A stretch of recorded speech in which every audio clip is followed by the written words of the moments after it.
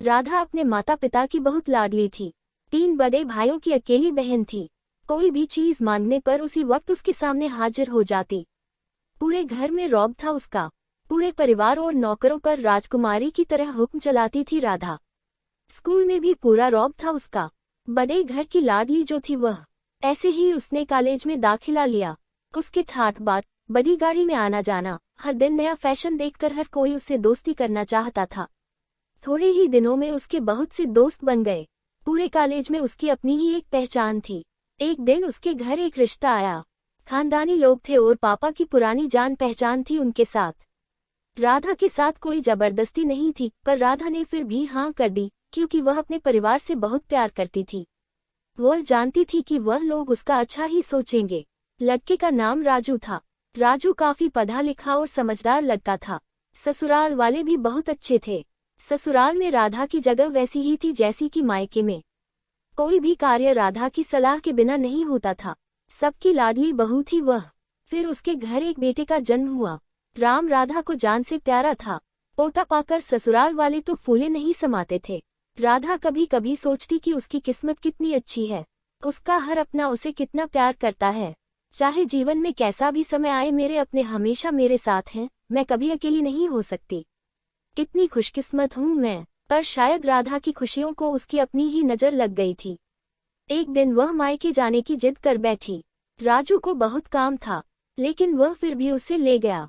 रास्ते में उनकी गाड़ी अन्य गाड़ी से टकरा गई। राधा, राजू और राम बहुत बुरी तरह से जख्मी हो गए।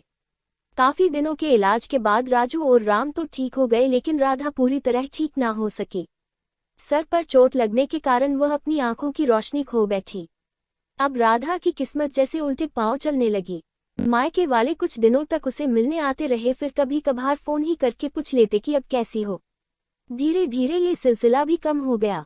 ससुराल वालों की सहानुभूति भी कम होने लगी। घर में किसी को पास बैठने के लिए कहती तो जवाब मिलता, बहुत काम है, अब तुम भी हाथ नहीं बंटा सकती। राजू भी चिड़चिड़ा हो गया था। बस राम ही था उसके साथ, जिसके साथ हंसते खेलते उसका वक्त गुजरता। एक दिन राधा के हाथ से कुछ सामान गिर गया, जिसकी वजह से राम को हल्की सी चोट लग गई। राधा के सास ससुर ने राम को उससे अलग कर दिया कि कहीं उसके ना देखने की वजह से बच्चे का कोई नुकसान ना हो जाए। राधा अंदर से टूट चुकी थी। एक दिन उसने सबके सामने मायके जाने की इच्छा रखी तो राजू उसे तुरंत मायके छोड़ आया, जैसे कि वह भी यही चाहता था। लेकिन राम को उसके साथ नहीं भेजा गया। राधा कभी राम से दूर नहीं रही थी, पर अपनी कमी के कारण उसने ज्यादा बहस नहीं की। राधा को लगा कि वह 3-4 दिन वहां रहेगी तो थोड़ा हवा पानी बदल जाएगा, क्योंकि वह कितने दिनों से कहीं भी बाहर नहीं गई थी। घर वाले भी इतने दिनों बाद उसे देखकर कितने खुश होंगे। राधा के घर पहुंचने पर सब लोग बहुत खुश हुए।